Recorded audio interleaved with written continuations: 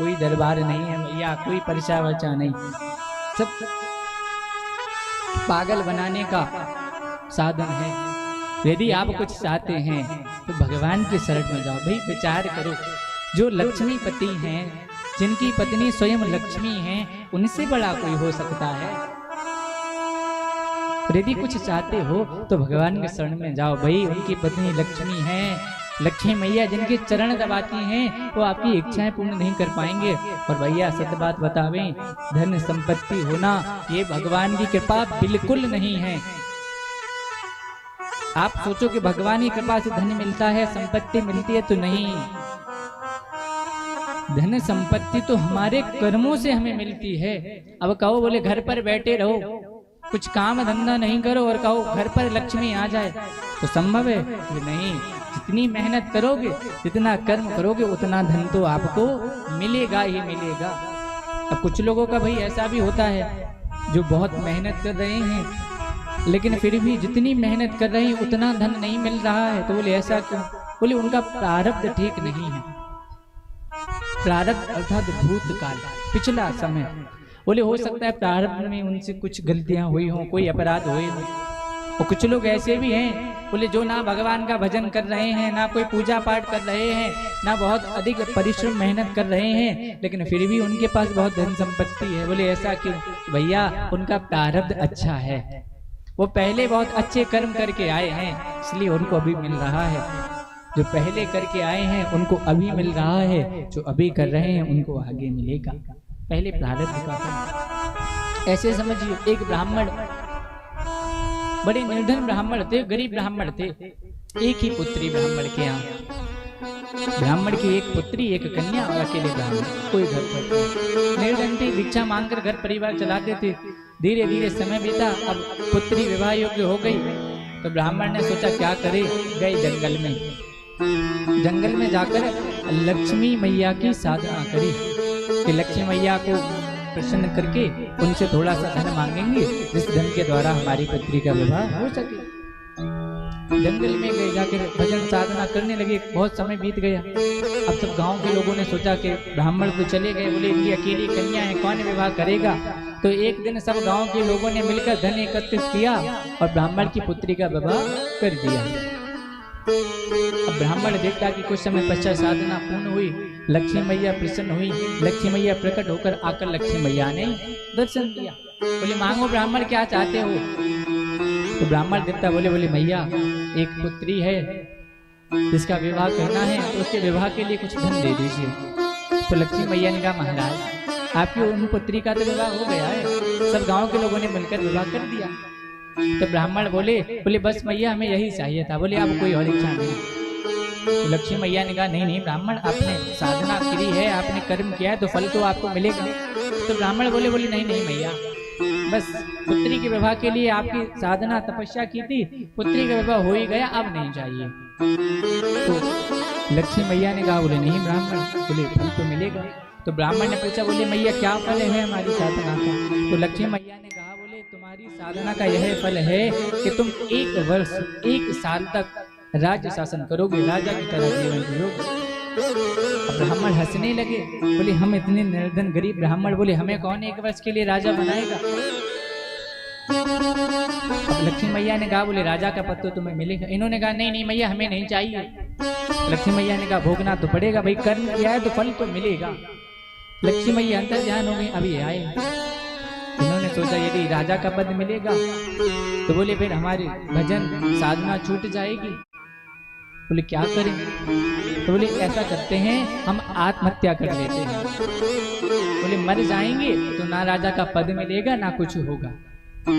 अब मरने लगे, अब मर ही रहे थे कि तभी याद आया नहीं आत्महत्या तो बहुत बड़ा पाप अपराध है, यदि आत्महत्या करेंगे तो बहुत बड़ा पाप लगेगा, फिर क्या करें?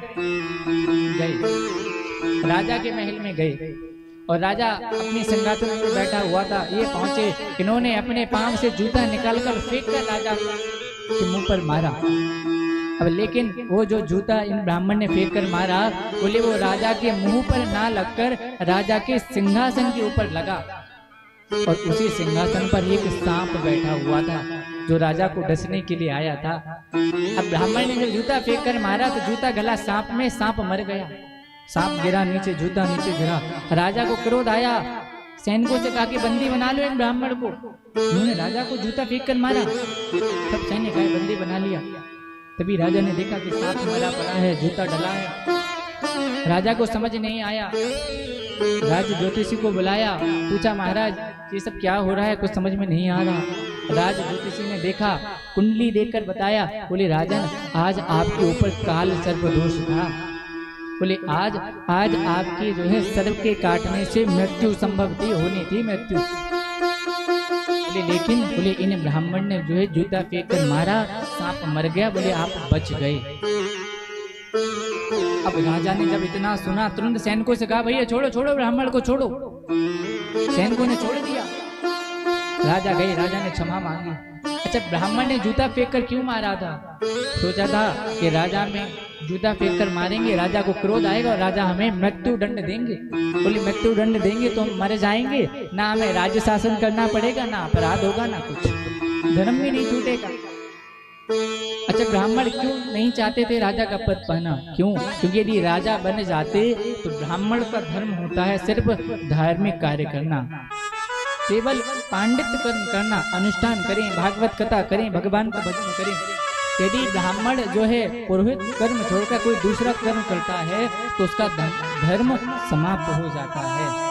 ब्राह्मण का एक ही कर्तव्य है, एक ही धर्म है कि सिर्फ भगवान की पूजा पाठ कराए।